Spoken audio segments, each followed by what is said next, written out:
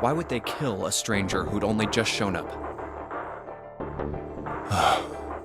On the other hand, if the killer did have prosopagnosia, it makes sense. They thought Guy X was Snake and killed him. Wait. Wait just a moment. Let's say you're right, and I mistook Guy X for Snake. Even if I did, I would have had no motive to kill him. Why would I want to kill Snake? I can think of at least two motives. One, Snake knew about your past. If he ever revealed what he knew, that would have been really bad for you. You really didn't want that to happen. So to make sure Snake's mouth stayed shut, you killed him. 2. Snake had a grudge against you. You knew that, or at least you could have easily assumed he did. Even without exposing your identity, he was a threat to you. You never knew when you might be attacked. You couldn't ever let your guard down. Every moment was a moment he might try something. You didn't want that kind of danger hanging over you, so you... Hey, hold on a minute.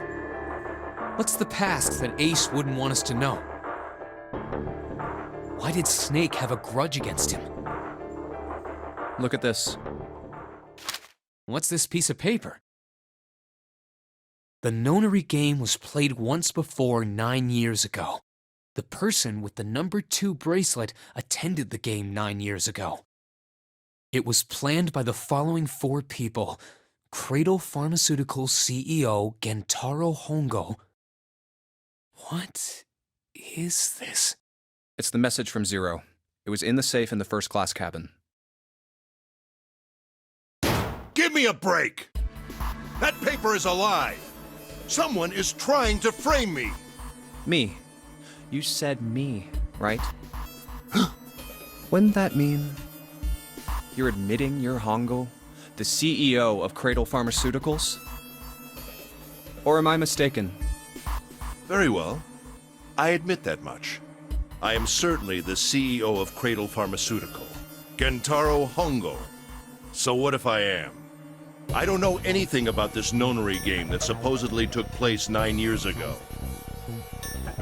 Everything on that scrap of paper is bullshit. Someone is trying to set me up, you see? First of all, Junpei, you're claiming I did this all by myself. Think that over, all right? How could I have killed Snake all by myself? Not Snake. It was Guy X. I don't care who it was. You said the killer put this other man into door 3, right? Yeah, maybe. Then I couldn't have possibly done that alone.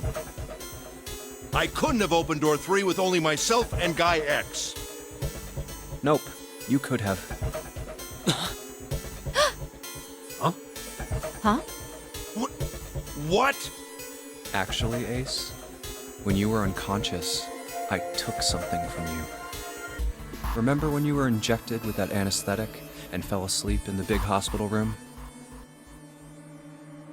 Yeah, back then, I took this. No! You couldn't have! I got you, Ace. Your right hand there tells me all I needed to know. You want to tell me what you were so worried about? What's in your pocket? It's the number 9 bracelet, isn't it? Ace, Guy X, and the 9th man's bracelet. That was all you needed to open door 3. That's how you killed Guy X all by yourself, Ace. All you needed was the number 9 bracelet in your chest pocket. If you want to play innocent, that's fine by me. Go ahead, tell me. I don't have the bracelet, if that's what you want to do. But if you could take off your coat and hand it to me, I'd really appreciate it. Otherwise, we'll have to take it from you by force. Right, Seven? Yeah, it'd be my pleasure.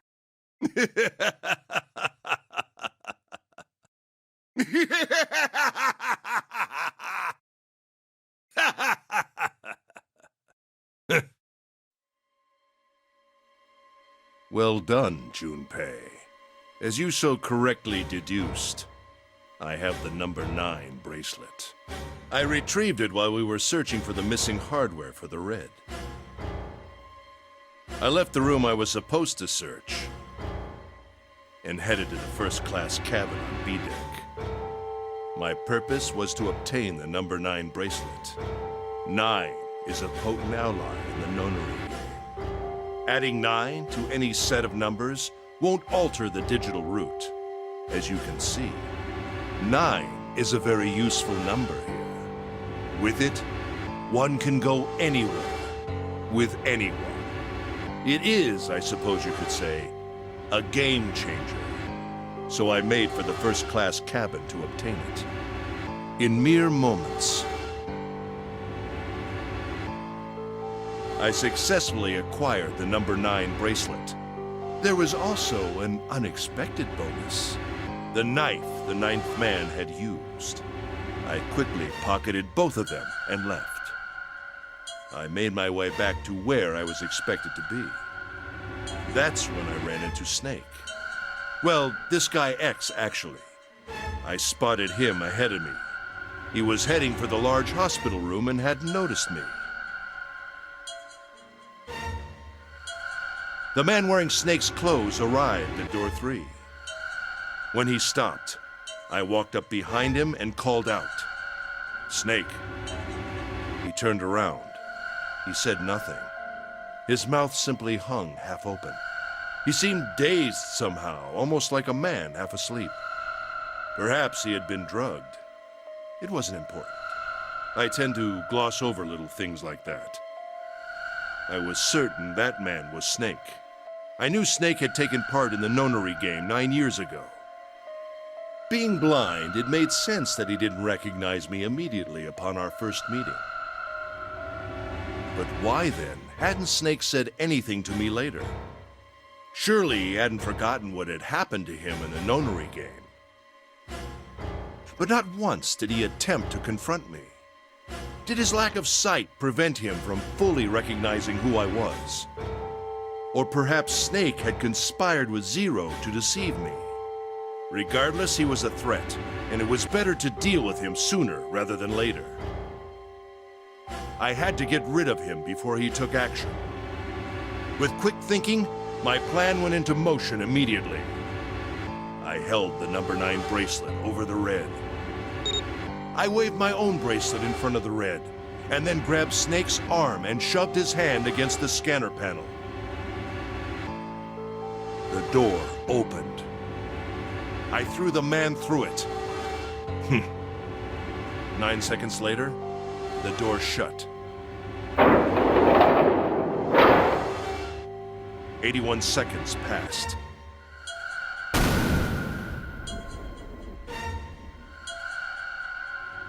After that, I returned to my post as though nothing had happened.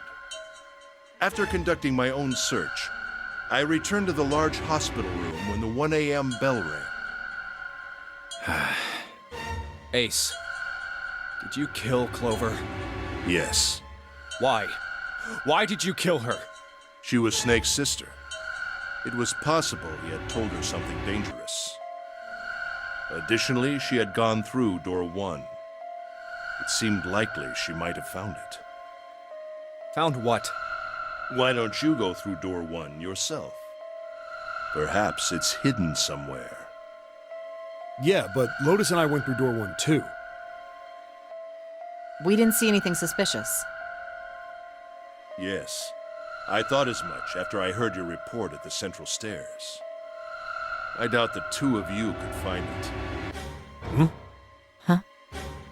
But perhaps Clover was different. Perhaps she had found it. I was, therefore, desperate to find her. And at last I did, in the first-class cabin. I spoke very calmly.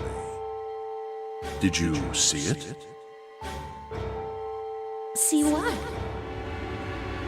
Don't act as if you don't understand. You were in the captain's quarters, weren't you? Uh-huh. What are you talking about? Very well. By the way, what are you doing here, Clover? What? Nothing. There's blood on your shoes. It looks fresh. Did you go take a look at the ninth man's corpse? I see. Your silence suggests that you noticed. You saw something, didn't you? You saw that his bracelet was gone. No! You aren't going anywhere. You're staying here. No! Don't you run, little girl.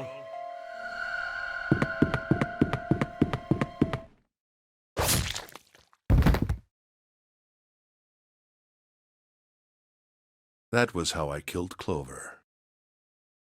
You son of a bitch!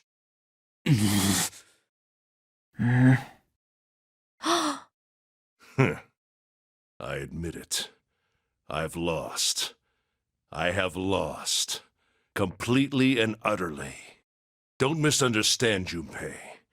I didn't lose to you. I lost to Zero, not you. I'm rather disgusted with myself for falling into such a simple trap. I looked the fool. And it was a trap, make no mistake. I was trapped and manipulated by Zero. The man I killed in the shower room, if he wasn't Snake, then I have no idea who he was. But he was wearing Snake's clothes, and that was no coincidence. He had also been injected with something that reduced his cognition and prevented him from identifying himself or resisting me. And we can't forget the components that were removed from the red before we arrived. I have no doubt that Zero planned all of this. Zero made sure I would kill that man. It follows, of course, that Zero knew everything I would do. That I would try to take the number 9 bracelet. That I would try to kill Snake. Everything.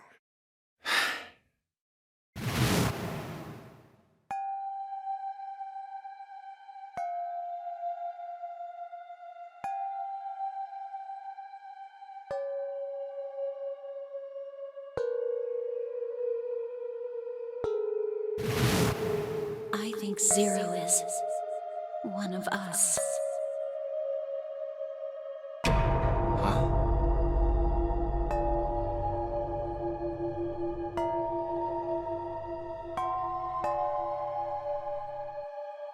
Zero is one of us. No, wait. There's one more person. Snake. The man who died in the shower room isn't Snake. That means he's almost certainly still alive. Maybe Snake is Zero. Maybe he made Guy X wear his clothes so that we'd all think he was dead. Where's Snake now? What if he's off somewhere laughing at us? If he is Zero, he must have been lying to us about everything else.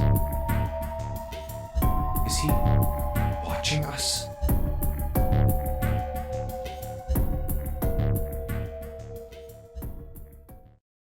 Well, I believe I've finished with my confession. Why don't we get moving? What the hell is this shit? You aren't going anywhere, you son of a bitch! We're gonna leave your ass here to rot! Why? Because I killed Clover? That's ridiculous. Why are you so upset that I killed the little bitch? She was nothing to you. A stranger you only met a few hours ago. Am I wrong? You bastard! Blindsiding me with a punch, huh? You've got some fire, don't you? I confess, I rather like a tough woman. Well, maybe you'd like another one then. Before that, let me give you one of my own. Huh? If any of you so much as blink, I won't hesitate to pull this trigger. I've already killed 3 people. Don't think I'm not ready to make it 4. 3 people? What do you mean? Very well. Let me take this opportunity to illuminate you. The person who killed the 9th man was me. Although I suppose, to be more accurate, I encouraged him to get himself killed. While we were examining the main staircase, he came to me and told me his name.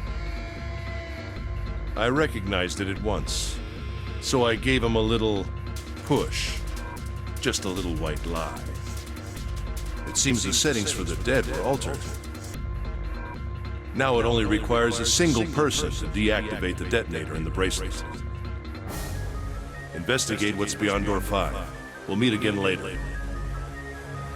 And with that... Okay. Have a good one, guys. I'm going off ahead now. Well then. Goodbye! Why is it stopping? God damn it! You lied! Open the door, please! I'm begging you! Help me! Please get me out of here! Get me out of here! Oh my god, there's no time left! Listen, I was lied to! He lied to me! He put me in here! It was him! He killed me! It was him! Ah!